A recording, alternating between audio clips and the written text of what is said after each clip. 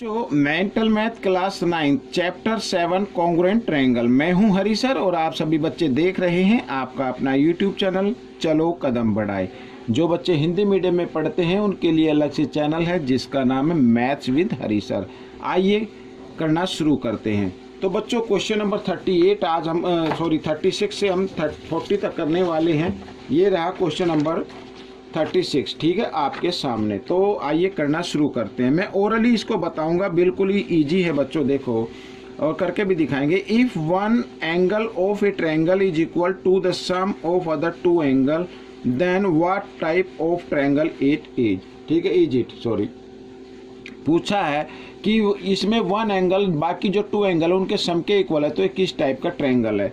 अब मैं आपको बताता हूँ। मान लीजिए इस तरीके का ये एक्चुअली राइट एंगल ट्रायंगल होगा। जब भी इसी तरीके का कोई क्वेश्चन आए तो राइट एंगल ट्रायंगल आपको लिख देना है। अब इसमें कहा कि ये एंगल, मान लो ये एंगल इन दोनों एंगल के सम के इक्वल है। अगर ये x का है ये भी x का है तो ये हो गया 2x का, ठीक है। और we know that the sum of 3 angles of triangle is equal to 180 degree. तो अगर हम एंगल A और प्लस एंगल B और प्लस एंगल C इन तीनों को प्लस कर दे तो आता है 180 डिग्री। A है हमने x का लिया और B लिया 2x का और C है फिर x का। तो इन सबको अगर हम ऐड कर दे तो 4x आ जाता है। 4x equal to 180 degree. x की वैल्यू अगर निकाले, ठीक है, तो 4 इधर मल्टीप्लाई में इधर आकर ये डिवाइड में आ गया। 4 से अगर सॉरी ये 4 लिखते थे, 4 से अगर इसको डिवाइड करें तो 4 4 जा 16 और यहाँ पे 2 और 0 यानी 20 हो गया। 4 5 जा 20, तो x की वैल्यू आ गई 45 डिग्री। तो एंगल B अगर हम निकाले तो एंगल B 2x का था, यानी कि 2 इंटू 45, तो 45 को 2 से मल्टीप्लाई करेंगे 90 डिग्री आ गया। तो अगर जिस ट्रायंगल में एक एंगल 90 डिग्री का है तो that means it is a right angle triangle. तो ये क्या हो गया, राइट एंगल ट्रायंगल, ठीक है ना। ये आपका आंसर बन गया, ठीक है। तो ये क्वेश्चन आपका सोल्व हो गया। अब क्वेश्चन यहाँ पर 37 क्या कहता है, ये भी इजी है। देखो PQR is a right angle at Q।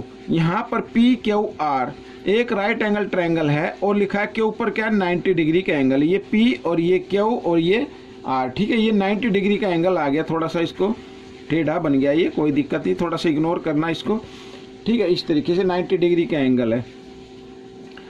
Then name the longest side of the triangle. अब इस ट्रायंगल की लॉन्गेस्ट साइड क्या होगी बच्चों, जो 90 डिग्री का एंगल होता है उसके जो अपोजिट साइड होती है वो लॉन्गेस्ट साइड कहलाती है, ठीक है, हमेशा। तो यहाँ पर ये क्या हो गई, लॉन्गेस्ट साइड हो गई। अब देखो and find the relation between PQ and PR।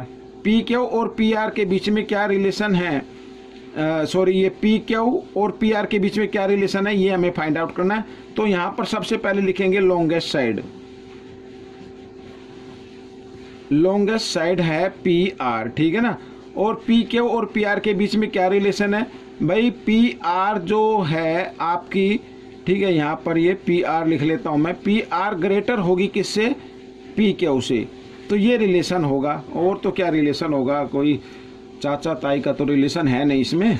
आइए करते हैं क्वेश्चन नंबर 38। ये रहा आपके सामने।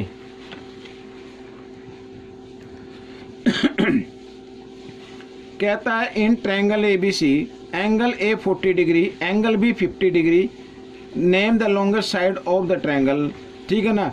अब यहाँ पर देखो 50 डिग्री और 40 डिग्री कितने का हो गया, 90 डिग्री का हो गया। यानी 2 एंगल का सम 90 डिग्री है, तो इसका मतलब थर्ड एंगल का भी सम क्या होगा, 90 डिग्री आएगा। यहाँ पर ये A है 40 डिग्री और B है, मान लो ये A, ये B और ये C, ये है 50 डिग्री। तो दोनों का सम क्या आ गया, 90 डिग्री आ गया।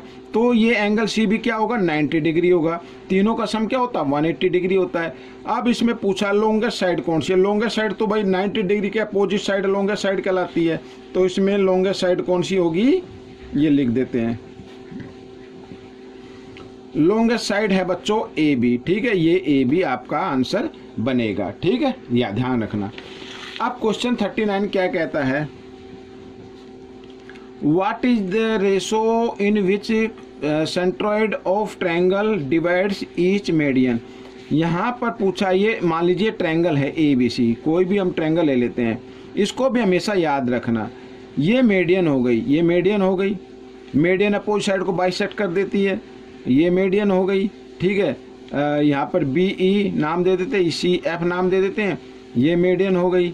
ये मान लो जी पर ये इंटरसेक्ट करती है, तो ये जो मीडियन है एक दूसरे को यहाँ पर ये इंटरसेक्ट कर रही है, ठीक है ना, जी पर। और देखो ए जी और यहाँ डी ई, तो ये 2:1 में डिवाइड होती है, हमेशा 2:1 में डिवाइड होती है, ये हमेशा याद रखना, ठीक है।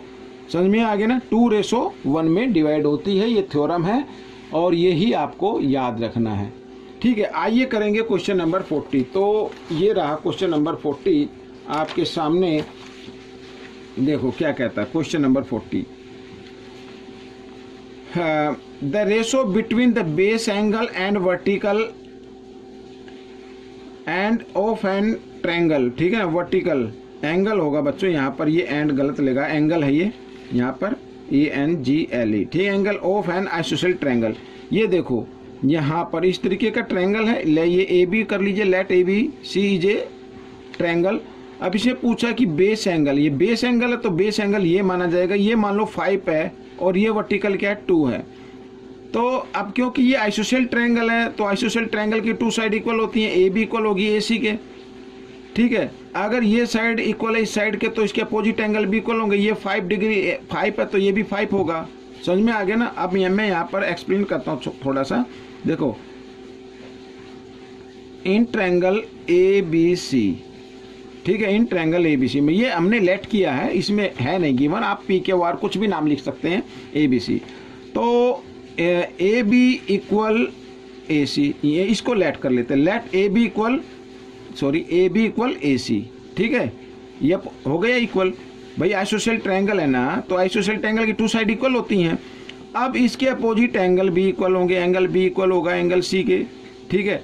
अब यहाँ पर अगर आप इसको शॉर्ट ट्रिक से फाइंड आउट करना चाहो तो, क्योंकि हम सभी जानते हैं सम ऑफ 3 एंगल्स ऑफ ट्रायंगल क्या होता है, 180 डिग्री होता है, तो 180 को डिवाइड कर दो सम ऑफ रेशो से, तो ये 5:2 ये है, ये भी 5 आ गया, तो 5 और 5 कितना हो गया 10, 10 और 2 12, 12 से इसको क्या कर दो डिवाइड कर दो, 12 1 जा 12, 6 बच गया 0, 12 5 जा 60, ठीक है, तो 50 आ गया।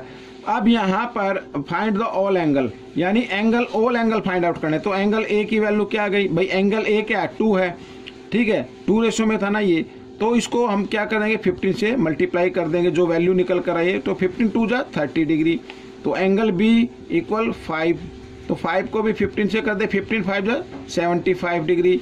और एंगल C यानी ये भी 5 है, तो ये इसको भी 15 से मल्टीप्लाई करें 75 डिग्री आ गया, ठीक है। ये तो हो गई शॉर्ट ट्रिक से। अगर आप चाहते हैं कि इसको थोड़ा सा लेंथी करें, ठीक है, तो इसमें कर लो, लेट एंगल A हमने 2 रेशो में लिया था, एंगल A 2x और एंगल B इक्वल ये 5x हो गया, तो एंगल C क्या हो जाएगा, ये भी 5x होगा। यहाँ पर अपोजिट एंगल इक्वल होते हैं, तो इन तीनों का सम, यानी यहाँ पर अगर आप लिखना चाहो तो इस तरीके से भी लिख सकते हो, angle A plus angle B plus angle C is equal to 180 degree, ठीक है। A है बच्चों 2x, B है 5x और C है कितना 5x, ठीक है ना, ये क्या आ गया, अरे 5x है ये, ठीक है, ये वाला, और इक्वल टू 180 डिग्री, ठीक है, इस तरीके से। तो बच्चों अब देखो 5 और 5 10 और 12, 12x equal to 180 degree, x की वैल्यू निकाले तो 180 डिग्री बाई द 12 मल्टीप्लाई में इधर आकर डिवाइड में आ गया, 12 से डिवाइड किया तो 60 आ गई, ये अभी हमने डिवाइड किया था।